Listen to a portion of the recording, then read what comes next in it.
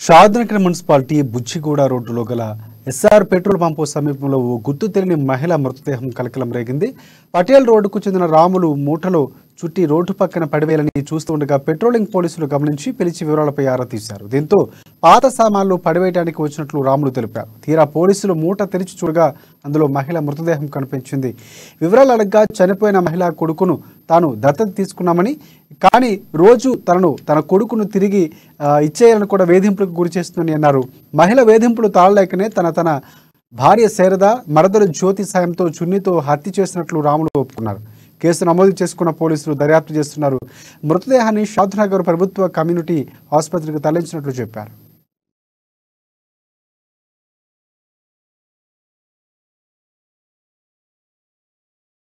ఇంటికి వచ్చి వీళ్ళ దగ్గర బాబును ఆల్మోస్ట్ గుంజుకొని పోవడానికి ప్రయత్నం చేస్తారు. ఎత్తుకొని గుంజుకొని పోతూ ఉండే క్రమంలో ఈ ఇతని భార్య రాముడు భార్య శారద ఆమెను నిర్వహిస్తూ ఉంటారు. కానీ ఆమె కొంచెం గొడవ బాగా చేస్తారు. అప్పుడు రాముడికి బాగా కోపం వచ్చి, రాముడు కొంచెం తాగినప్పుడు అవుతాడు.